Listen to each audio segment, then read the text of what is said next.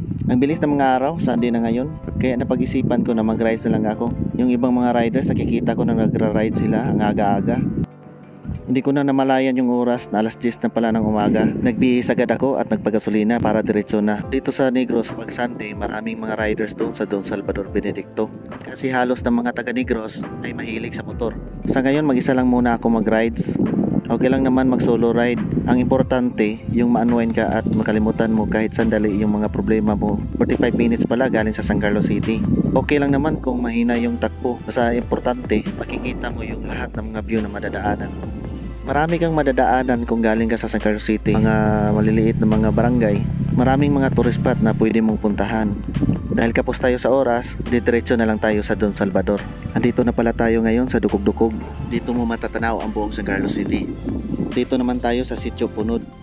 Part pa rin ito ng San Carlos City. Meron din silang viewing deck na makikita rin ang buong San Carlos City.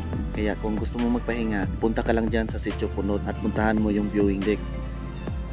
Dahil sa ganda ng mga view dito, pinuntahan ko agad yung dati kong pinupuntahan kung pumupunta ako sa Don Salvador. Harap lang ito ng La Vista Resort. Madali lang makita dahil nasa harap lang ng kalsada. Try natin si DB dito. Hanap tayo ng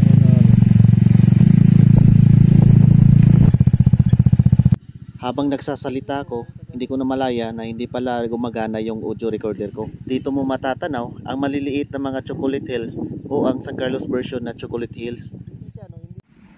Yan. Ito yung view. Talagang ma-unwind ka talaga dito. Yan, ang ganda. Yan. Kahit sino pwedeng pumasyal dito. Hindi naman siya bawal na pumunta dito. Kung balak nyo mag-camping dito, pwedeng. Kahit nga mag-picnic kayo. Yung iba nga ginagawang venue ito for photoshoot. Mas masarap ito yung yung mga bandang mga 5 to 6 the morning. Yun. Pwede kang magano dito. Yung coffee lang.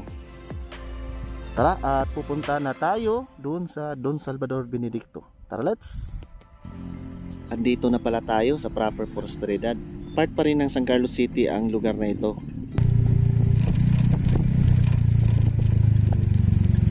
Doble ingat lang po sa mga dadaan ng mga maliliit na baryo dahil may mga aso na bigla na lang tumatawid sa kalsada. Nakarating na rin tayo sa Barangay Bunga.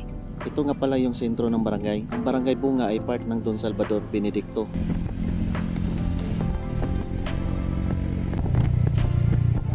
At papasok na tayo sa sentro ng Don Salvador Benedicto.